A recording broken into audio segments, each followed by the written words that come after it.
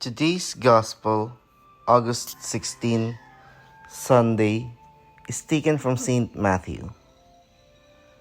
At that time, Jesus withdrew to the region of Tyre and Sidon. And behold, a Canaanite woman of that district came and called out, "Have pity on me, Lord, Son of David. My daughter is tormented by a demon."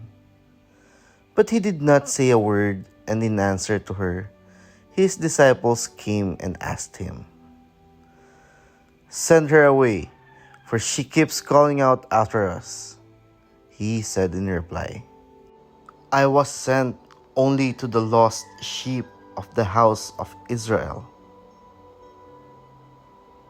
But the woman came and did him homage, saying, "Lord, help me." He said in reply, "It is not right to take the food of the children and throw it to the dogs."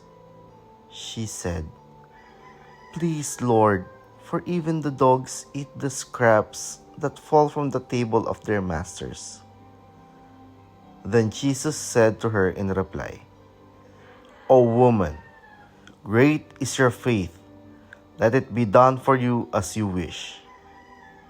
And her daughter was healed from that hour. The Gospel of the Lord. Today's faith food reflection is from Brother Odi Romance from Hand of the Sorry Catholic Community.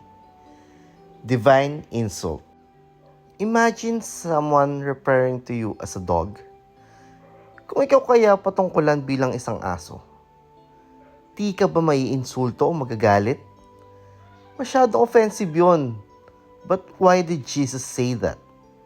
He did so in part to see how deep the faith and humility of the woman was, and most probably to show the disciples the power of unwavering faith combined with humility.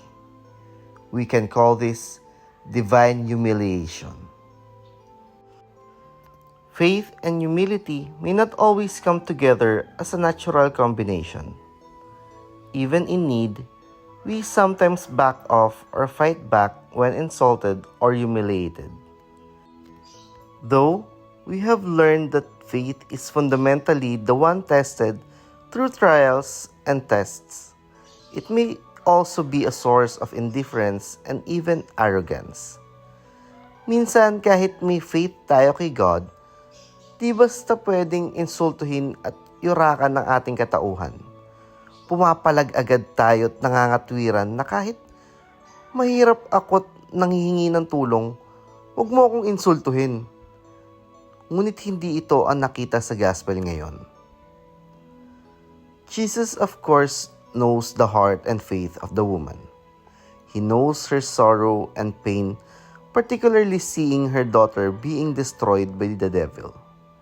Yet, in spite of her being a Canaanite, living in a pagan territory, and an ancient enemy tribe of Israel, having almost no spiritual privilege, Jesus praised her for her great faith and profound humility, and granted her wish. He used her to teach us great lesson on humility and faith, a very unusual combination we seldom see or experience. Jesus engaged in what theology calls divine pedagogy, a slow, careful, and purposeful method of instruction. Notice that at first, Jesus did nothing with the woman despite her cry, "Have pity on me." Not that he ignored her, but he was testing her faith. But when she persisted, he gave a divine insult. Then the faith of the woman showed bright with humility that moved Jesus to act with love and grant her wish for her daughter. The initial silence of Jesus directly tested the woman's faith. Then came the insult that tested the woman's humility. Let us look to Jesus. He was the Son of God. But he endured the deepest depths of humiliation, insults, rejection, persecution, suffering, and even death. Yet, he conquered sin and death and taught us how to transform our humiliation to humility, our weakness into strength, and our suffering into holiness. This way, God's power is made perfect in our weakness. In today's gospel, God is inviting us to a deeper faith through silence, delay, or trial. Could he also be calling us, like this woman, to heroic humility and steadfast trust? Embrace those moments of divine testing, for they are often the very means by which His greatest works of grace are accomplished in us and through us. Let us pray.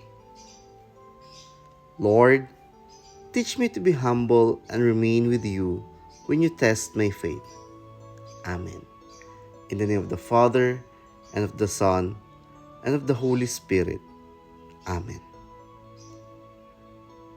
Faith Food Takeout for the Week. Embrace those moments of divine testing, for they are often the very means by which His greatest works of grace are accomplished in us and through us.